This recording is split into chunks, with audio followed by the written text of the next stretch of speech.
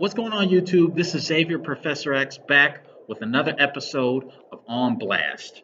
And if you're new to the program, this is where I give out the harshest of criticism to those in the fragrance game, fragrance industry that are in dire need of it. Because without this, these guys wouldn't know how terrible they actually are. So somebody needs to give criticism to them as raw and real as possible in order for them to wake up. Let me shout out the one and only Mr. Jeremy Fragrance. Came out with a fragrance called Fragrance One Office for Men. And you, Mr. Jeremy, have to be the runner up. You have to be the Fragrance Foundation Award runner up for biggest money grab of the millennium. A generic run of the mill freshie that's been pretty much been there, done that. Jeremy, your Office for Men fragrance misses the mark so high that from whatever distance it is from Pluto to the sun, that's how far you missed, my man. You missed the mark so bad that if Office for Men were you playing the Master Key game on The Price is Right, you just got the key that opens none of the prizes. Yep. So too bad, so sad, man. You missed the mark so bad that if Office for Men were you playing hole number one in the Masters, then your ass just shot a double bogey. Oh, I can see that go. Well, driving far the way, all the way into the water. Oh man. Oh. Jeremy, if Fragrance One were the NHL, then Office for Men would probably be the Arizona Coyotes, and probably Date for Men would be the Florida Panthers at best. Man, and I gotta say,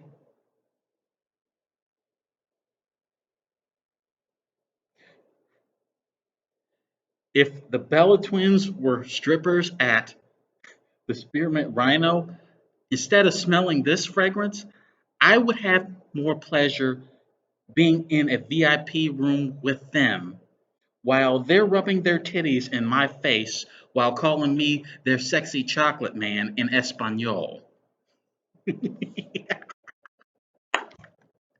Oh man. Oh man. And I gotta say, Mr. Jeremy, if you formulated this fragrance with Alberto Marias yourself, if you two collaborated with this fragrance, then both of you need to jump, hold hands, sing kumbaya, and jump in front of a new moving New York City subway.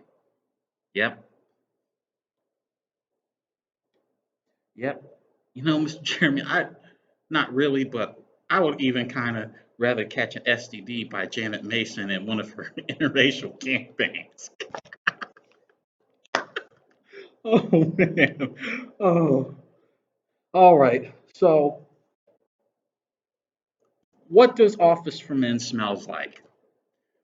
To my nose, it smells like a bright bergamot with a weird powdery nuance and mixed in with some kind of a rotting seafood accord. I mean, and I actually got my split from Alpha Dash Fragrances and I had to throw the shit away because it was that bad. All right. You know, I kid a whole lot, Mr. Jeremy, especially in this segment. I don't know if you've been aware of it or whatnot, but here's the facts. Your fragrance brand is clearly overpriced. I mean, everybody's just about every other person in the community says that. Your brand has no clear target market, and not to mention your fragrance one has no major brand backing it up.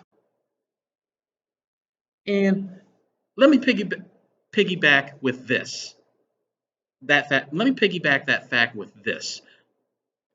Like your brand fragrance one would be the equivalent if Tom Ford were to make black orchid for three target markets. Let's say a black orchid for kids, then a black orchid for teenagers, then uh, black orchid for homeless, maybe.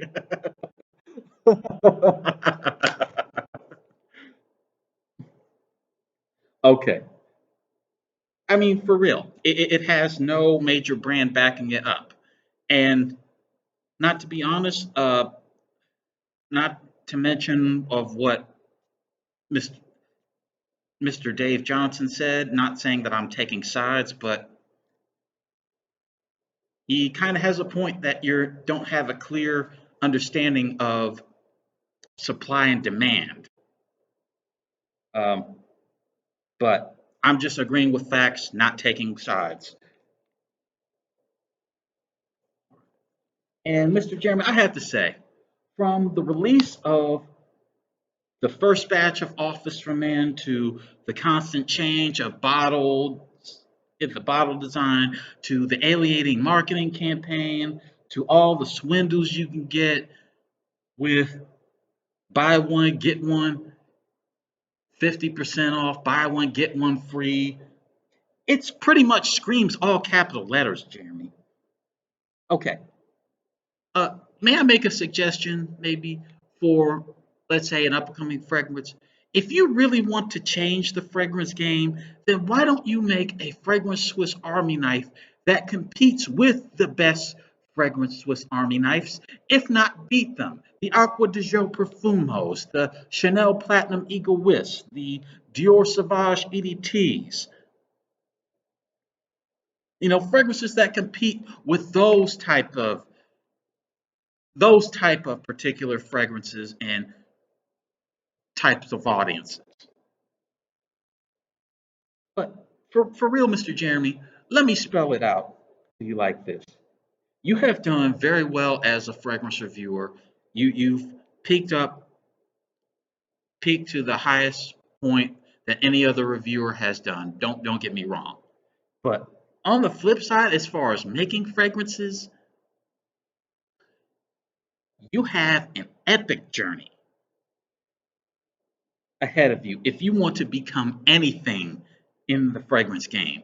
And don't you think it's kind of backward that me,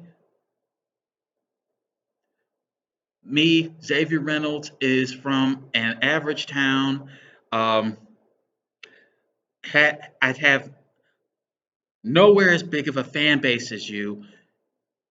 Work work an ordinary job, and I'm pointing out I'm pointing this out to a millionaire who drives a $300,000 Ferrari and is probably living in a mansion that's at least worth $250,000.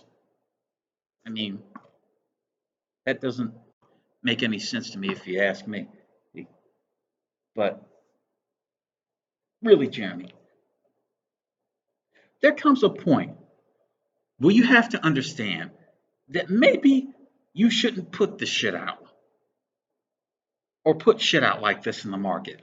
Maybe you should consider polishing your fragrances until they are at their absolute finest. And this is like what I've been saying about having an actual brand back you up, just just as at least as Kickstarters, because you most likely have smelled the same types of fragrances that I have smelled. There is no way that you or the ladies that you have tested Office for Men on can look me in the eye and say that you have smelled the classics of the designer and niche realm and say that Office for Men comes anywhere in comparison, if not beats those classics by any mean stretch of the imagination. So get the fuck out of your office, stop digging with Lara Naomi, survey on the street what people like and dislike about Fragrance One, and get to writing on the pen and pad, man. After years of devotion, maybe you'll earn the privilege to say that you're one of the greats in the industry. But until then, and that time has progressed, man, shut the fuck up. All right, guys, that's my on blast segment. I hope you all enjoyed it. Um, but for real, this hype has just been absolutely ridiculous, and um, just for all the Jeremy Fragrance hardcore fans, I just have to say this to you. I strongly advise you be civil in the comment section because if you do cross the line, I will delete your comment. I mean, I'm not here for drama or games or what not, really. And Mr. Jeremy, before you do a reaction video to this and say that I'm disrespectful with all the things that some of the things that I've exposed about you in the past, um, don't take this as any hard feelings, but this is how you spell Karma.